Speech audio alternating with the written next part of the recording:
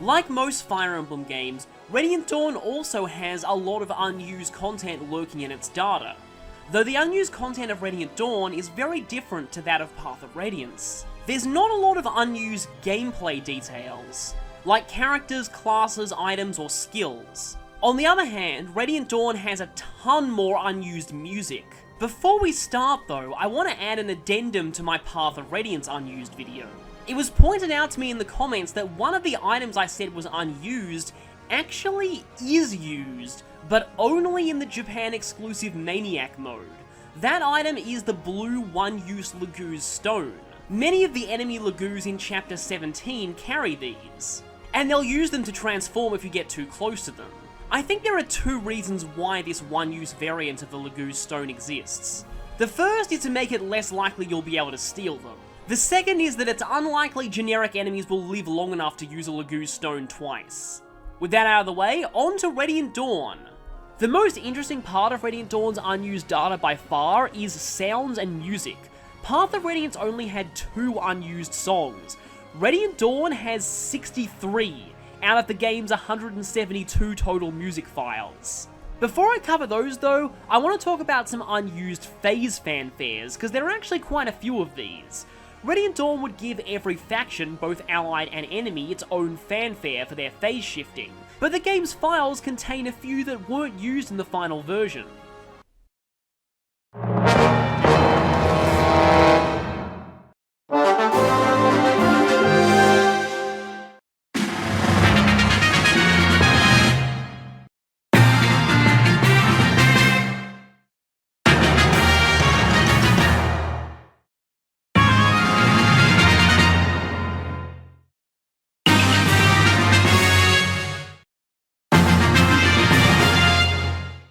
And now for the unused music. Thankfully, I won't have to cover all 63 of these files because many of them are just early versions of songs that are already in the final game that are only very slightly different. There's only one of these alternate versions that I'll be covering here, and that's Aesthetics of Deprivation, or what I like to call the generic bandit song.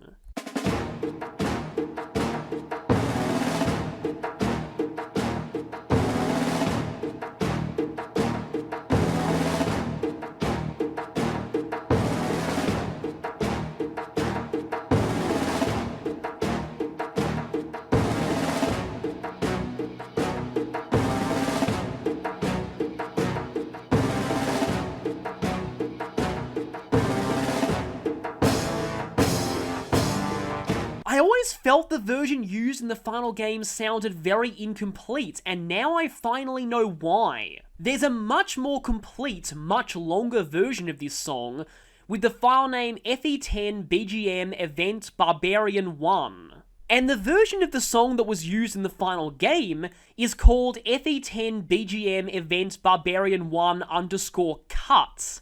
Now, many other unused songs, for example, 2 versions of Cats at Play, have cut at the end of their file names. This would imply that the coders actually made a mistake here and put the cut version of this song in the final game, and the full version they left on the cutting room floor. This is the version of Aesthetics of Deprivation you were supposed to hear.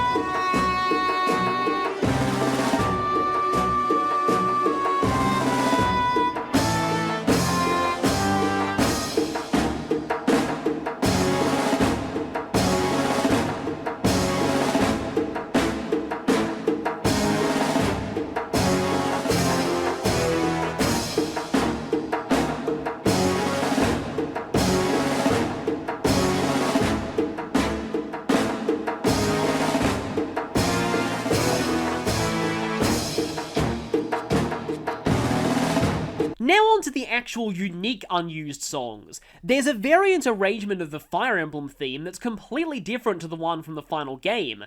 Its file name is FEtheme_E3, which implies it was going to be used for an E3 demonstration. However, when Radiant Dawn did debut at E3, it didn't use this song. So, here it is.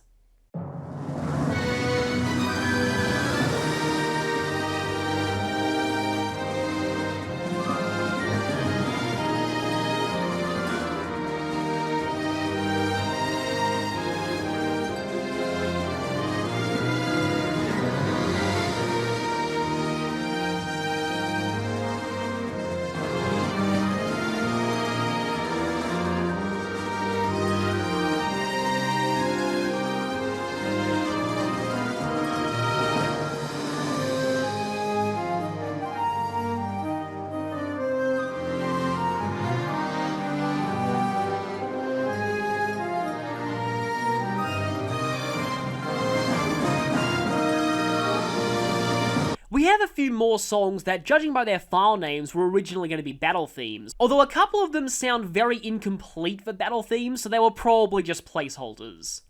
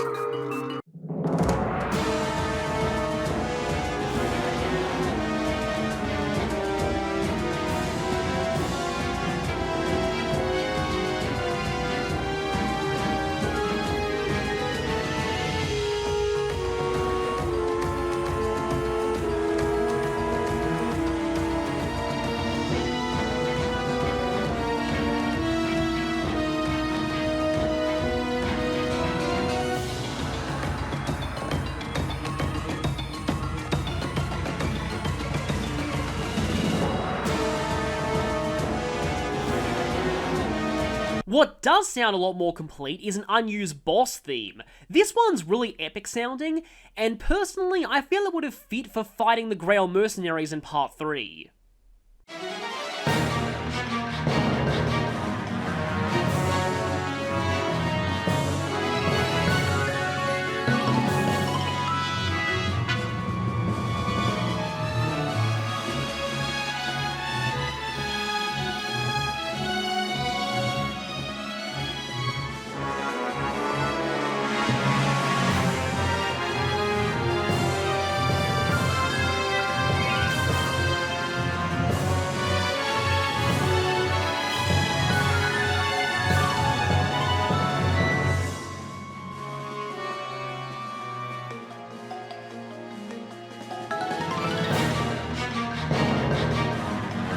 This next Unused song is called BGM Event Meet 1.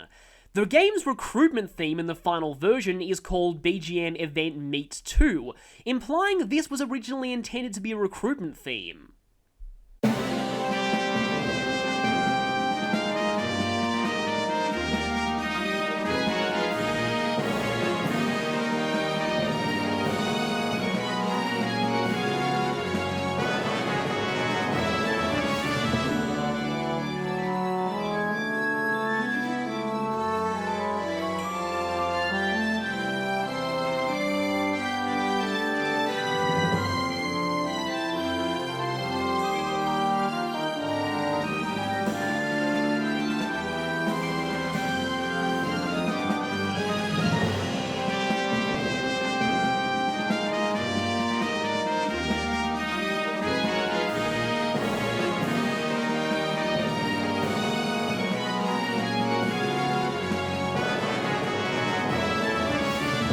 It's interesting that Radiant Dawn was originally meant to have its own unique recruitment theme, but then they settled on a remix of the Path of Radiance one, which, I'm not gonna lie, I prefer. Path of Radiance's recruitment theme was amazing. Several important characters from Radiant Dawn, like Kanegas and Kurthnaga, got rearrangements of their theme songs from Path of Radiance. However, Radiant Dawn also rearranged Mist and Nisala's theme, but they're unused on the disc.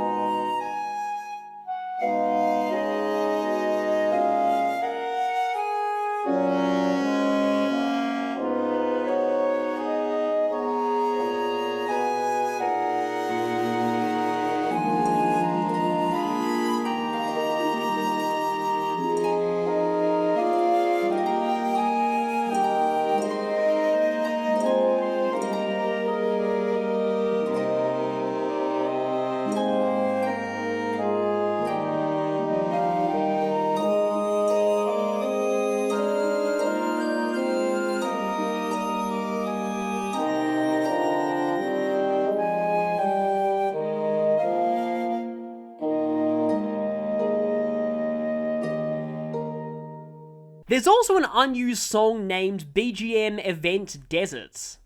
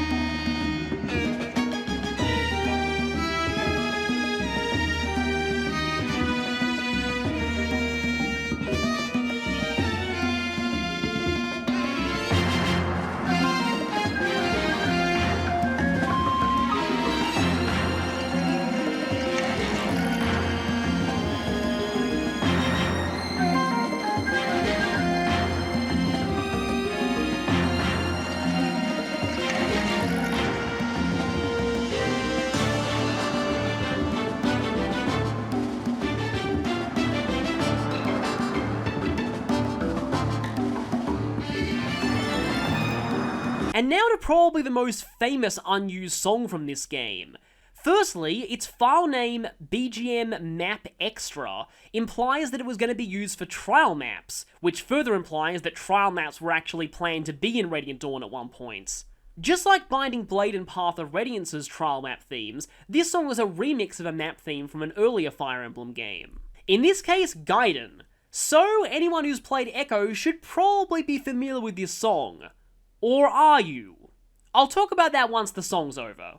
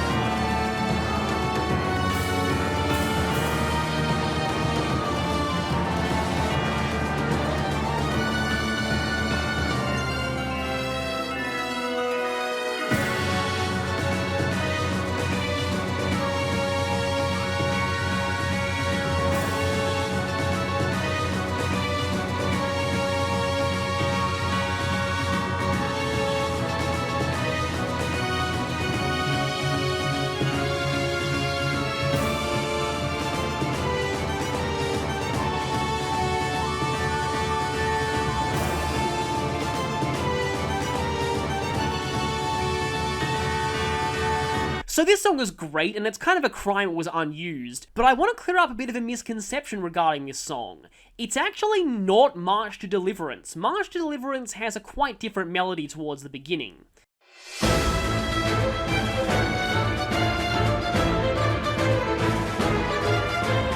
It's actually a remix of Alm's second map theme from Gaiden, which is also used as a Victory is Near theme on some Gaiden maps.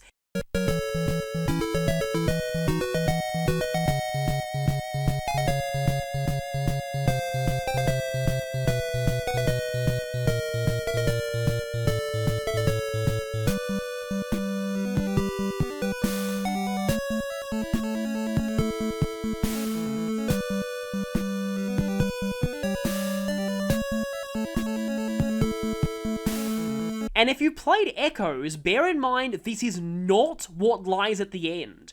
What lies at the end is a completely new track to Echoes that's only loosely based on Alm's original second map theme. What some people may not know, however, is that Echoes did in fact remix this song, Alm's second map theme, but it only plays in Doomer's Ordeals, Alm's amiibo dungeon.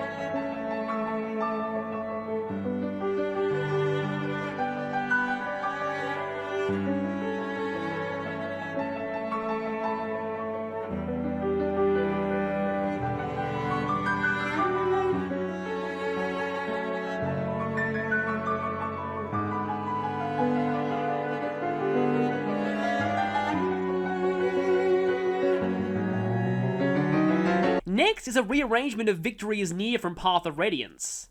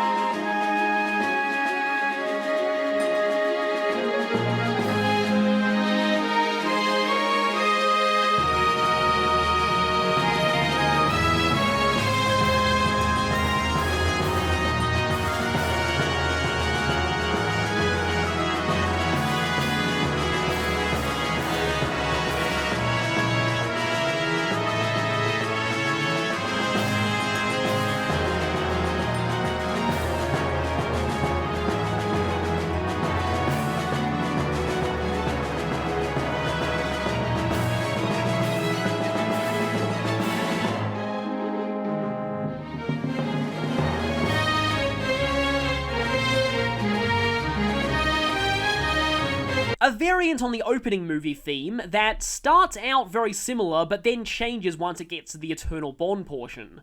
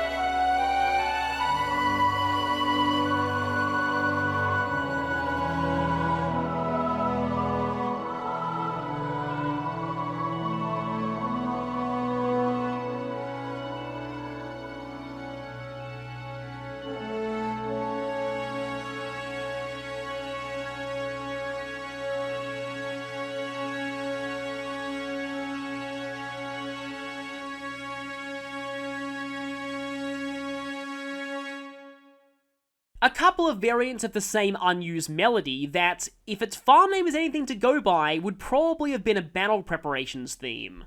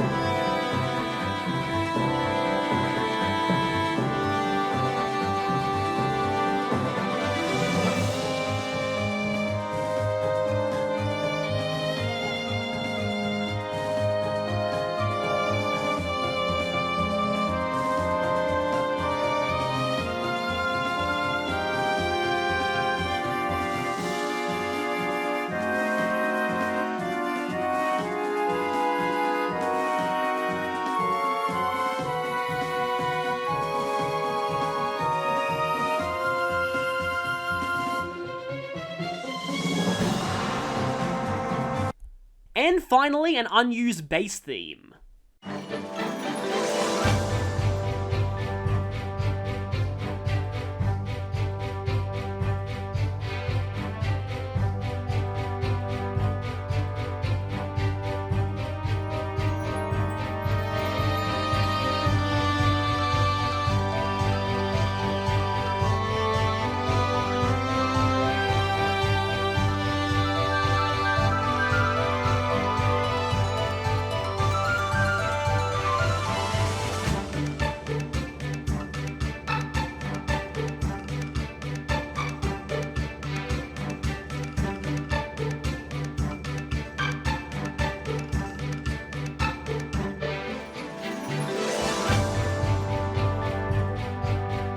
So yeah, Radiant Dawn has a lot of unused songs, and many of them are very good.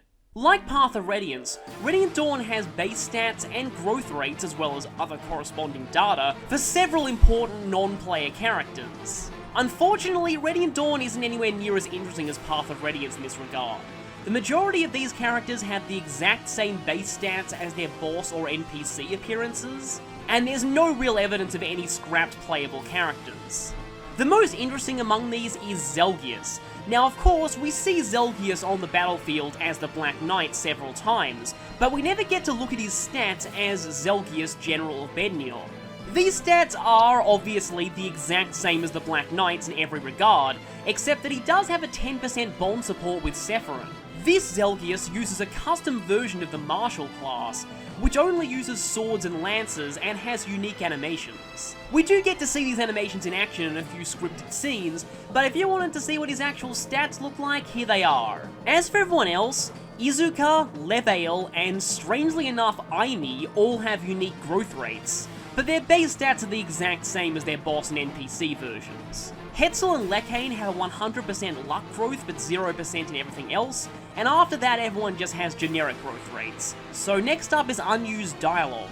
There are actually a couple of interesting things here. Firstly, there's some extra lines in Endgame 1 that imply it would be possible to spare Hetzel in an early draft of the game. In the final version, this game is a route map, so there's no way to avoid killing him. I'm guessing the chapter's original objective would have been to either defeat Lekane or seize some kind of seize point, probably the door to the next floor of the tower. According to Serene's Forest, there's also an unfinished synopsis of the story in the game's data that has the providence of Marado in Dayan being named Reno and Ludwig being named Sharlai. Also, apparently the Dawn Brigade was going to be originally called the Dawn Feather. Unfortunately, I haven't seen any physical proof of this unfinished synopsis, so I'm just going to have to take their word for it. This isn't exactly unused dialogue, but a bug in the English script renders this unused. I mentioned this during my playthrough, but during Zelgius' death scene, between the lines "one lonely soul calling out to another" and "but he's no longer with us," Yune is supposed to say, "Micaiah, you're sad too, aren't you? You wish the Black Knight could have stayed by your side." This line was translated, and it exists in the script files of the English version, but for some reason the line is bugged and doesn't appear. Regarding unused dialogue, there is some dialogue that is technically still in the game, and the game is technically still coded to play it if the right circumstances show up. It's just that those circumstances can't possibly occur without hacking. And that is that the Black Knight has a death quote if he dies when he's under player control. In all 3 chapters that he's playable, 1.9, 1E, and 3.6, none of the enemies on the map can possibly damage him, so his death quotes are impossible to see without hacking the enemy's stats. But they do still exist, and they're kind of fourth wall breaking. Like Path of Radiance, Radiant Dawn also has some unused name strings. Among the faction names are Map 5 Enemy and Rearranged. So Map 5 Enemy refers to the enemies in Chapter 4, that being the 5th map counting the prologue. In the final version, these enemies are just called bandits, but this name indicates that at one point they were planned to have their own faction name. Rearranged comes from Felare, the name of Ludwig's province. Presumably that was going to be the enemy faction name for the Crimean rebels in Part 2. In the final game, their faction name is just Rebels. After that, there are a few unused name strings that are only in the Japanese version. Dent is listed between Numida and the generic grandfather NPC. Tabitha is listed between Nico and Alda. Both of them were somewhat prominent Part 1 NPC, so I'm guessing Tabitha was also meant to be a minor Part 1 character. Naib is listed after Alda, Yaromi is listed after Naib and before the faction name Rearranged, and Grits is listed between Almeida and Leron, and according to Serene's Forest, Grits appears alongside the relationship diagram characters. And now to something that will probably make a lot of you scream. There is evidence that support conversations were planned to be in this game. However, only data for A supports exists. The most common theory is that they were still always planning to use the everyone can support everyone system, but that certain pairs would get unique conversations when they reached A. Now, there are an absolute ton of these. There's no way I'll be able to list all of them in this video. I'll put a link in the description and in the comments to a page on Serene's Forest that lists all of the planned support pairs. But I thought I might as well go over a few of them that I personally find the most interesting. Kanagas and Renning, that would have been pretty interesting because their countries supposedly had a very good relationship in the past, and in Path of Radiance it is mentioned that Kanagas had met with Alincia's father on several occasions, so he and Renning probably knew each other. There's also Kanagas and Lyre. I'm kinda wondering what she'd have to say to her king. Shinnon and Ike. That would have been interesting, considering Shinnon has a massive hatred of Ike, and that doesn't seem to have changed in Radiant Dawn. I wonder if these two could have at least come to some kind of understanding. I doubt Shinnon would have ever come around to fully respecting Ike, but Ike knows that by the time of Radiant Dawn, so I would have really liked to see how this conversation would have gone. Edward also has supports with both Leanne and Sanaki. I'm mostly interested in these because I have no idea how they would have gone. Ina and Gatry. I wanted to point this out just for the sheer audacity of the fact that, even though it's unbeknownst to him, the support would probably consist of Gatry trying to hit on a pregnant widow. Elincia and Mist could have been pretty nice. Elincia and Nyla would be interesting, maybe an exchange of cultures regarding Hatare and Crimea, and Elincia and Peleus would also be interesting, especially with all the parallels between Peleus and Elincia that Bastion brings up in Part 2. Gatry and Raphael, main reason I'm bringing this up? It would have been amazing if this consisted of Gatry mistaking him for a girl. Ike has quite a few of them, the majority of them are quite logical, but then there's Ike and Micaiah. After what happened between them in Part 3, I'd be really interested to see how a support would have gone with them later in the game. Jill and Zehark. These two do interact a little bit in the main game, but I love the idea of Jill, the former racist, having a support with one of the staunchest Lagu's allies among the Bjork. Especially remembering back to Path of Radiance, they were both introduced in the same chapter, and Jill was radically different back then. Here's another support that I wanted to mention just for the sheer weird factor, Renning and Vika. I really wish Vika got more screen time, but I have no idea what she would have discussed with Renning. Leonardo and Skrymir, yet another support that I wanted to bring up just for the sheer what factor? Makalov and Nasala. Now this would have been hilarious. I'm guessing it would have consisted of Makalov trying to gamble with Teleus' master of backstabbing. It would not have ended well for him. And I was obliged to mention this support just because it existed, but yep, Meg and Zehawk actually did have a unique A conversation, though I'm pretty sure it never would have led to a paired ending. Nasala and Oliver might have been interesting. It could have been a way to show that both characters have actually come a bit further since Path of Radiance. Nasala and Vika, I'm mainly interested in this because I have no idea where the heck Vika even comes from. According to the character tree, she's not from Kilvas, so just where is she from? And are there more Ravens who live outside of Kilvas? Soren and Skrymir, this one would have been pretty interesting considering their interactions during the main storyline. Nasir and Stefan could have been great, because Nasir is one of the few people who knows the full history of branded persecution. Stefan definitely would have had some choice words for him. Also, Nasir and Volk. This one I'm also bringing up just for the sheer what factor. I have no idea what these two would have talked about. Sadly, the developers never implemented these unique A conversations. It would have been great if they did, but it seems like they ran out of time. Next up is unused items. There are not many of these. The most complete of these is the Slim Lance. It has a full set of stats and a complete help description, so I'm not sure why it was cut. There are also 2 unused dark variants on Ashura's judge attacks. It would have been a nice subversion of Ashura being seen as the light god and Yune being seen as the dark one, to have Ashura use both light and dark magic against you, but there've already been a ton of darkness themed Fire Emblem bosses, so I'm kinda glad that Ashura is purely light based in the final game. Now, according to Serene's Forest, unused sound data suggests that Ashura was going to have a AoE Berserk afflicting attack instead of an AoE stun attack. I'm kinda glad this was not the case for 2 reasons. 1, Berserk is horrible, and 2, Berserk fits a goddess of chaos much more than a goddess of order. Stun is definitely more fitting for Ashura. There's also an unused item that has the name Dummy, and its description is simply, if this appears, it's a bug, report it. This is supposed to be the warp powder, which is mentioned as a plot device, but you never see it as an actual item. I wonder if when the Black Knight was temporarily playable, he was supposed to have this and be able to use it to teleport across the map. That would have been really fun. As it stands though, hacking this item in, it won't do anything. Also among the unused items are scrolls for the Tempest and Serenity skills from Path of Radiance. Neither of these skills appeared in Radiant Dawn, so these scrolls are useless. But with how crazy Biorhythm got in RD, Serenity might have been somewhat useful in keeping it in check, and Tempest would have been a massive gamble. Next is even stranger though. Scroll versions of the Bjork Guard, Laguz Guard, Night Ward, Full Guard, and Night Ring items from Path of Radiance, though the scroll Night Ring is called Troop Scroll.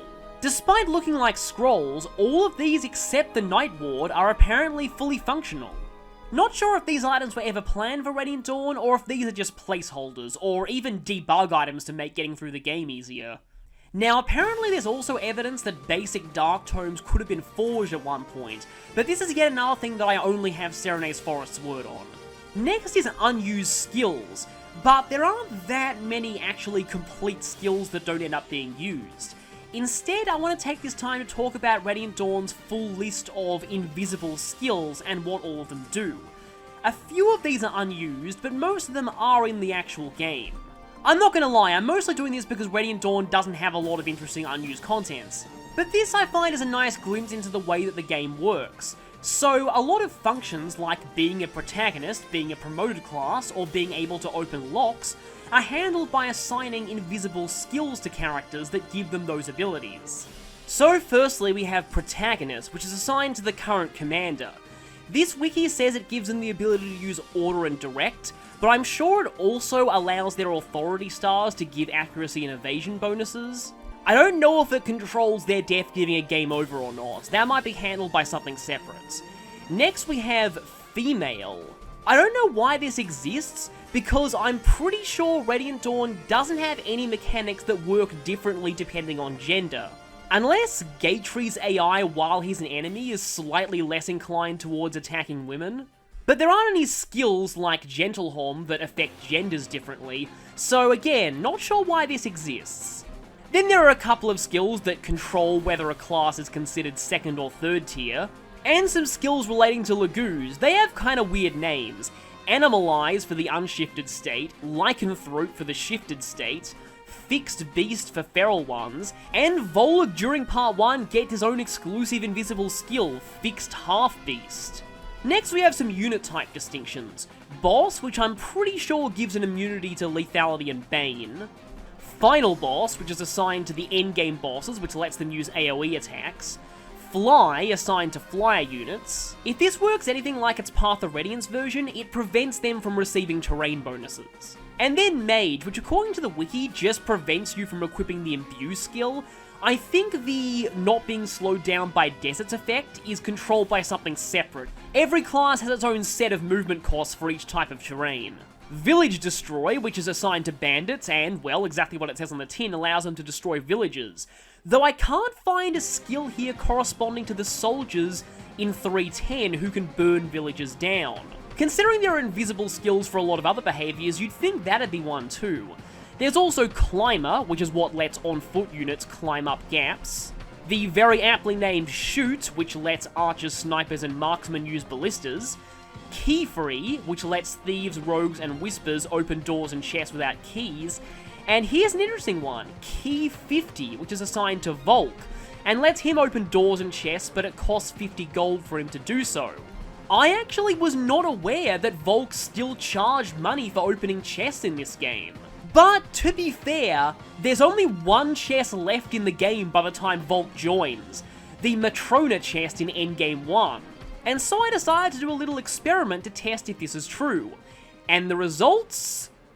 They surprised me, to say the least. So I managed to buy and sell stuff until I had under 50 gold going into endgame. Now let's see what happens if we have Volk try and open the chest. Yep, really. Dummy. Dummy. Yep, this feature is so obscure, they forgot to put in text for it. I never knew that was a thing, but to be fair, who's got into endgame with Volk and had less than 50 gold? I feel like this is such a rare situation, it makes sense that the testers wouldn't have found this.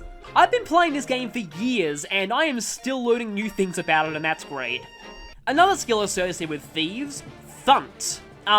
Treasure Hunt. This just gives them an increased chance of finding treasure, though the wiki seems to have a lot of conflicting info. This article says it increases the chance by 50%, but another article says they have a 100% chance of finding treasure. Make up your mind. From my experience, it seems to be 100%. But what's also interesting, and I didn't know this as well, is that Volk doesn't have this ability. Though it's hard to notice, seeing as Volk joins on the last map in the game that has treasure, and Volk's skill is so high that even without this ability he has a very good chance of picking up treasure.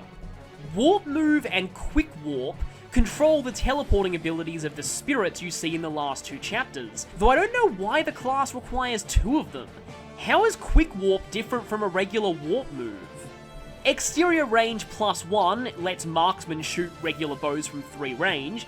Next we have a bunch of skills that control equipping particular weapon types, although funnily enough the Equip Crossbow skill is internally called Equip Ballista. Kinda reminds me of the GBA games where you could hack ballistas into an archer's inventory and they could use them as if they were a normal weapon. Now here's where things get a little bit more interesting. Prep weapons are actually controlled by invisible skills. Ike can use Etard and Ragnall because he has the Equip Ike Only skill. So next we have Equip Mist Only, Equip Crimea Only. This one's kind of interesting. I mentioned this during the main playthrough, but Renning is actually coded to be able to use Amity. He can't use it without hacking though, since Amity is locked into Alincia's inventory during normal gameplay. So next we have skills that control Micaiah, Sanaki, and Sephiron's exclusive weapons, but then we have Equip Valtome Only. This one was unused in the Japanese version, and it suggests that Valtome was originally meant to have an exclusive weapon. Considering Valora is clearly named after him, Valora was probably meant to be Valtome exclusive until they decided to make it droppable. But interestingly, the English version made use of a previously unused skill to assign Edward the ability to use his localization exclusive Kalad Bulb. There weren't any leftover skills for them to repurpose for Leonardo and Nolan though, so the localization created these abilities. MSID, EQ, H, and I. The wiki has no idea what the next 3 skills do. Reverse Exclusive A, Equip Disabled, and its B and C variants. I don't have a theory on what these are either. Weakness A ironically negates all damage from attacks. I'm wondering if the Black Knight was originally supposed to retain his blessing, and this would have controlled him only being weak to Ragnall, but...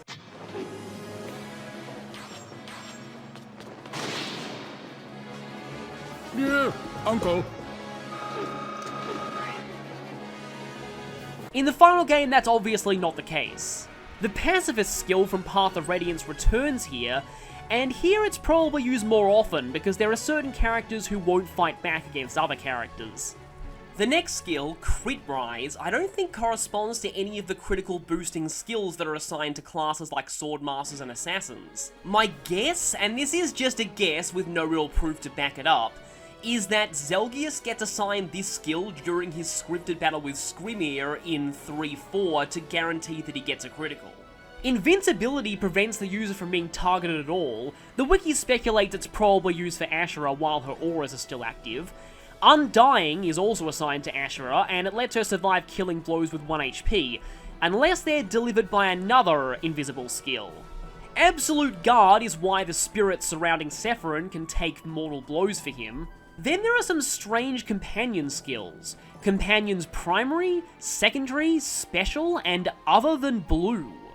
My guess is these are labels attached to sets of characters, and they're used to determine who can speak in the story. For example, if a character is not a member of Companions Living, they won't speak in dialogue scenes. Primary probably means the characters who are deployed, while secondary is those who aren't, but that's just a guess. I'm not sure what special is, and other than blue probably relates to NPCs. Next we have a few skills that control the way animations work. Exclusively on map disables all battle animations for a unit, and it's assigned to all enemy spirits. Middle is assigned to Ashura and her auras, and large is assigned to Deginsia. This controls the camera angle during the fights with them. Looks Change is assigned to Lucia from Part 2 Endgame onwards, and controls her portrait having short hair. This doesn't apply to her battle model, however. If you manage to promote Lucia during Part 2, her battle model will suddenly have short hair before she's supposed to. Event Class Change prevents Micaiah, Soth, and Ike from promoting until the story forces them to. It's actually kind of funny, Soth had an invisible skill preventing him from promoting normally in both Path of Radiance and this game. Poor guy. And here's something else I find really interesting. Triangle A, B, and C. Now, triangles A and B control the Pegasus triangle attack and the Three Brothers triangle attack, but C implies there was a third triangle attack planned for the game. There's no evidence of who would have got this third triangle attack, but feel free to speculate. Leth, Mordecai, and Ranulf? Ike, Soren, and Titania? Edward, Nolan, and Leonardo? There are a lot of possibilities for this. And finally, Yune's Aura, which allows Ike to inflict the final blow on Ashura, and gives his attacks a blue flame during battle. According to this wiki, it does work on other characters, but it's a little bit glitchy. I know most of that wasn't actually unused, but I hope you found that interesting, because there's not a lot to talk about with Radiant Dawn. Speaking of not a lot to talk about, unused portraits. There aren't many of these, just a couple of duplicate portraits for generic male and female villagers, which don't differ very much from the ones in the final game. These ones are used as placeholder portraits. Also, the to be continued graphic that was unused in the English version of Path of Radiance is in Radiant Dawn as well. Again, many people suspect this was planned for a demo release, but that never came to be.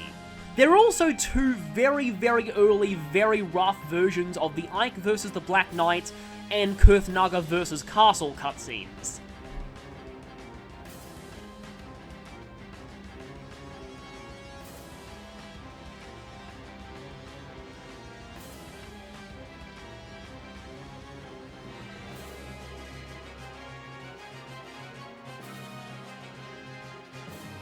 And beyond that, there's really not much more left to cover, except for the fact that all of the Japanese voice acting still exists on the disc of the English version, but unused. So yeah, Radiant Dawn doesn't have nearly as much interesting unused content as Path of Radiance, but in my opinion, the sheer amount of very interesting unused music makes up for it. I hope you've enjoyed this video, and I'll see you for one more video I have planned on Tellius. This will cover the official timeline released in the art book, as well as some pre-release information about how the game changed during development.